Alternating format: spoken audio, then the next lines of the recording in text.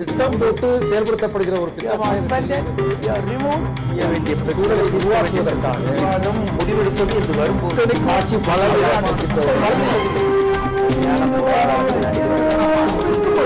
எதிர்த்து பேசிட்டு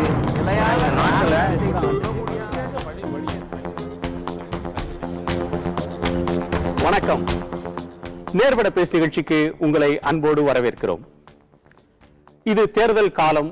கட்சிகள் தங்கள் பலத்தை நாட்டுக்கும் கூட்டணி கட்சிகளுக்கும் அரசியல் ரீதியாக எதிர்ப்பு அணியில் இருப்பவர்களுக்கும் சொல்லாமல் சொல்லி காட்டும் நேரம். அந்த வகையில் திமுக தன்னுடைய மாநில மாநாட்டை கடந்த 2 நாட்களாக திருச்சியில் நடத்தி முடித்திருக்கிறது. அந்த மாநாடு பிரம்மாண்டமான வெற்றி என்று அந்த கட்சியினரால் சொல்லப்படுகிறது. பொதுவாக தேர்தல் காலங்களில் நடத்தப்படக்கூடிய மாநாடு தங்கள் பலத்தை தாங்களே அறிந்து கொள்வதற்கா அல்லது தங்கள் பலத்தை பிறருக்கு உணர்த்துவதற்கா என்பது ஒரு முக்கியமான கேள்வி. சிறிய கட்சிகள் தங்கள் பலத்தை காட்டி பெரிய கட்சிகளோடு கூட்டு சேரும் போது எங்களுக்கு இவ்வளவு சக்தி இருக்கிறது என்று சொல்வது இயற்கை. ஆனால் திமுக தமிழ்நாட்டின் எதிர்க்கட்சியாக பிரதான கட்சிகளில் ஒன்றாக இருக்கக்கூடிய ஒரு கட்சி தேர்தல் நேரத்தில் இப்படி ஒரு மாநாட்டை நடத்தி முடித்திருக்கிறது.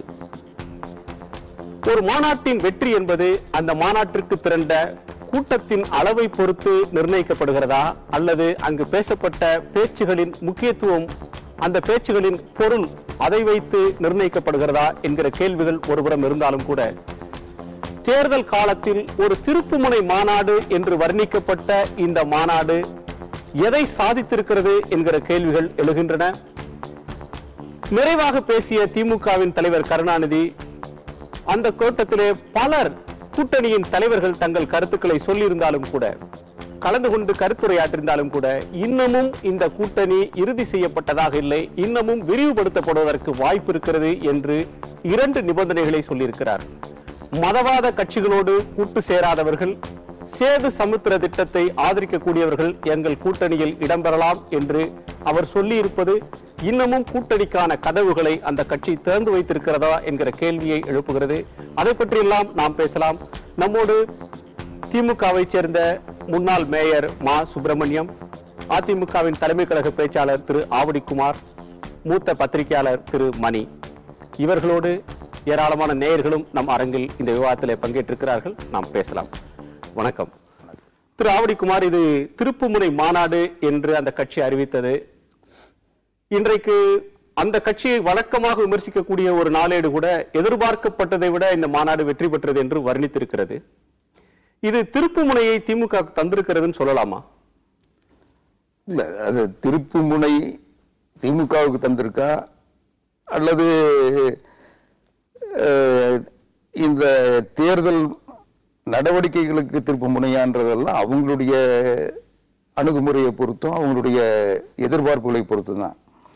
ஆனால் பொதுவான பார்வை என்ன இருந்ததுன்னா, அவங்க இந்த மாநாட்டு விளம்பரங்களில் இல்லை இந்த மாநாடு தொடர்பான தகவல்கள் வெளிப்பட சொல்ல, இது ஏதோ ஒரு தமிழ்நாட்டில் ஒரு பெரிய கூட்டணி அமைக்கிறதுக்கு, அதை பிரகடனப்படுத்துறதுக்கு அந்த இடத்த பயன்படுத்துவாங்கன்னு எதிர்பார்த்தாங்க.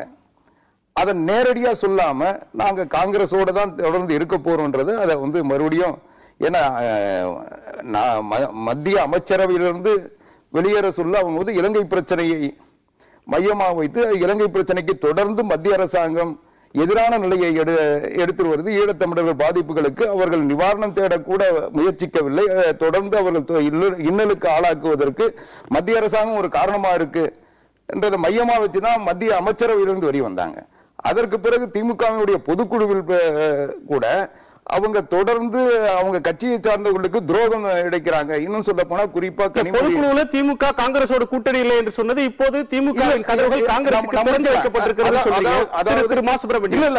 நான் முடிச்சிடுறேன். அதாவது சொன்னாங்க. ஆனா இந்த 2 பிரச்சனையுமே இப்போ ஒரு மைய பிரச்சனையா வைக்காம புதுசா சேது சமுத்திரத்தையும் மத இன்மையில் உள்ள கட்சிகளை மட்டும்தான் நாங்க சேர்ப்போம் வெளியே காரணங்களை இப்போ அவங்க மறக்க விரும்புறாங்க. இல்ல, பொதுவாவே எல்லா அரசியல் இயக்கங்களும் மாநாடு நடத்துது. சின்ன கட்சியா இருந்தாலும் பெரிய கட்சியா இருந்தாலும் நீங்க சொன்னது போல அது மாநில கட்சிகளாக இருந்தாலும் தேசிய கட்சிகளாக இருந்தாலும் மாநாடுகளை நடத்துகிறார்கள்.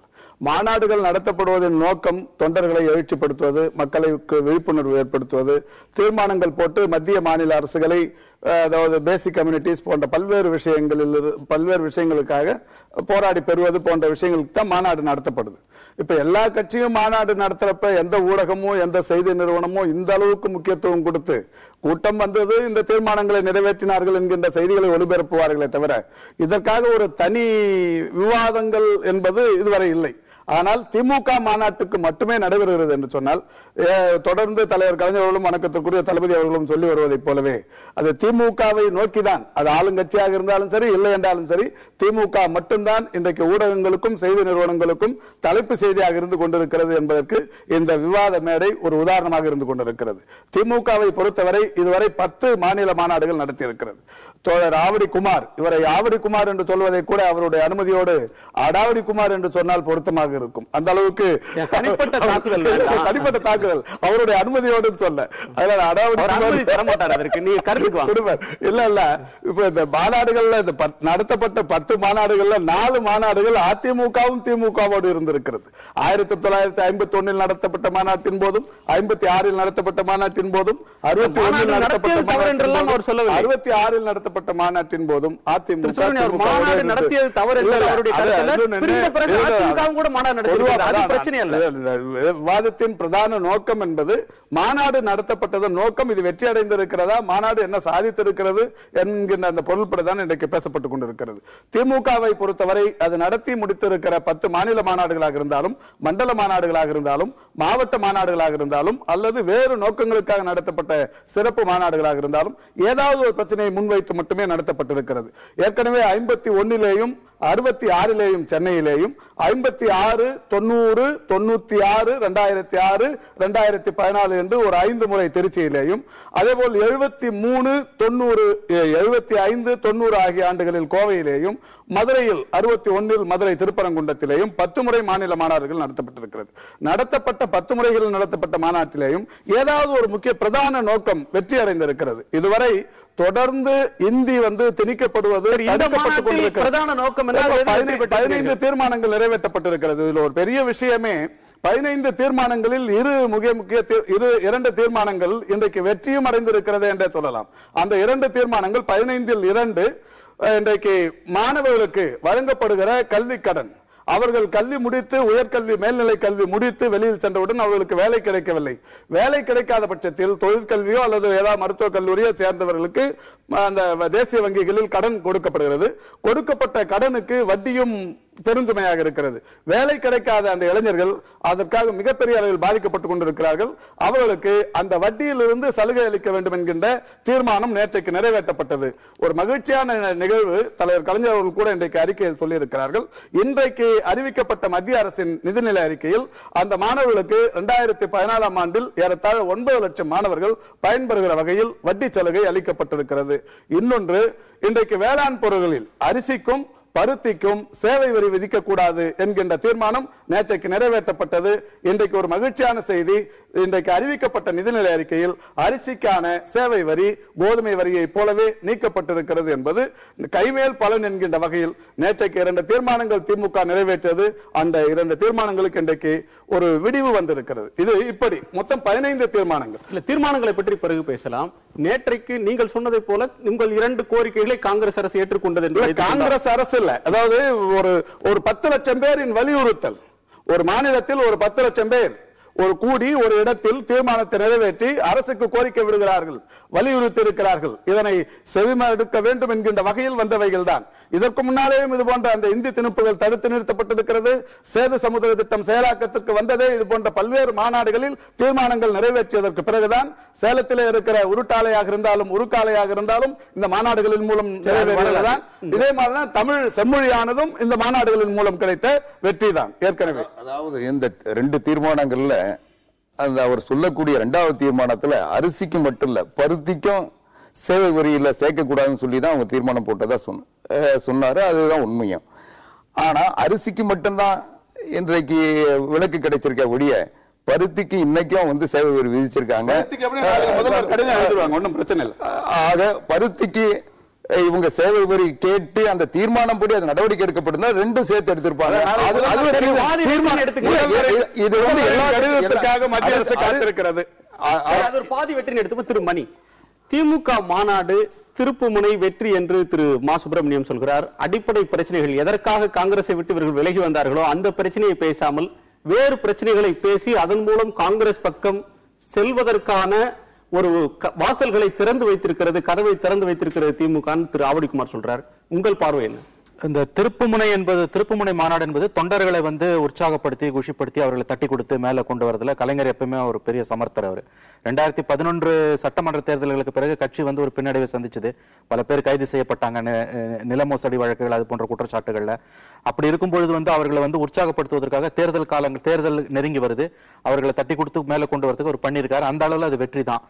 ஆவடிக்குமார் சொன்ன கருத்து தான் என்னுடைய கருத்தும். அதாவது வந்து நேற்றைய இந்த 2 நாள் மாநாட்டில் வந்து எனக்கு கிடைத்த நான் அதை புரிஞ்சுக்கிறது எப்படின்னா வந்து அவர் வந்து மீண்டும் வந்து காங்கிரசுடனான தேர்தல் உறவுக்கு ஒரு பாதையை வந்து அவர் வந்து ஒரு ஜன்னலை திறந்து வச்சிருக்காருன்ட்டு தான் நான் பாக்குறேன். எப்படின்னு பாத்தீங்கன்னா வந்து பொதுக்குழுல வந்து அவங்க வந்து காங்கிரஸோட நமக்கு எந்த உறவும் இல்லை, மருந்துக்கும் காங்கிரசுடன் உறவு இல்லைன்னு கலைஞர் வந்து டிசம்பர் 15 பொதுக்குழுல பேசினாரு. அப்பொழுது எனக்கு பட்டது என்னன்னு கேட்டீங்கன்னா, நான் கிட்டத்தட்ட ஒரு 30 ஆண்டுகளா இந்த அரசியலை கூர்ந்து கவனிக்கிற முறையில வந்து அதுவே ஒரு நிர்பந்தத்தின் பேர்ல அவர் சொன்ன வார்த்தையா தான் நான் புரிஞ்சுக்கிட்டேன். எப்படின்னா வந்து தேர்தல்களுக்கு இன்னும் 4 மாதங்கள் இருக்கும் பொழுதே வந்து இந்த கட்சியோட கூட்டணி இல்ல அந்த கட்சியோட கூட்டணி இல்லன்னு யாருமே சொல்ல மாட்டாங்க. அதுவும் கலைஞர் வந்து நிச்சயமா சொல்லவே மாட்டாரு. அது வந்து நேற்றைய அவருடைய பேச்சுல வந்து மறுபடியும் உறுதிப்படுத்தப்பட்டிருக்கதா நான் நினைக்கிறேன். எப்படின்னா வந்து அவர் வந்து காங்கிரஸை பத்தி ஒரு வார்த்தை கூட அவர் வந்து அதுல பேசல. அவர் வந்து இலங்கை பிரச்சனையை பத்தி அவங்க பேசல. அப்படி இருக்கும்பொழுது வந்து அவர் வந்து என்ன சொல்றாருன்னு கேட்டீங்கன்னா வந்து மதவாத சக்திகளோடையும் சேது சமுத்திர திட்டத்தையும் நம்ம ஏத்துக்கிறவங்களோட போறோம்ன்றாரு. இன்னைக்கு நாராயணசாமி ரியாக்ட் பண்ணிருக்காரு, நாங்க சேது சமுத்திர திட்டத்தை நாங்க வந்து நிறைவேற்ற போறோம். எல்லாமே ஒரு கொரியோகிராஃப் மாதிரி வருது அது. சோ அப்படி பார்க்கும்போது எனக்கு என்ன படுதுன்னா வந்து இன்றைய அதாவது வந்து இவர் காங்கிரஸோட நிச்சயமா போவாருன்னு நான் சொல்ல வரல, அதற்கான வாய்ப்புகள் வந்து கூடி இருக்குன்னு நான் நினைக்கிறேன். நான் அப்படிதான் இந்த மாநாட்டோட சமிக்கையா நான் பாக்குறது, அதை தான் பாக்குறேன். நான் செயல்படுத்தப்படுகிற ஒரு முடிவெடுத்தது என்று வரும்போது ஆட்சி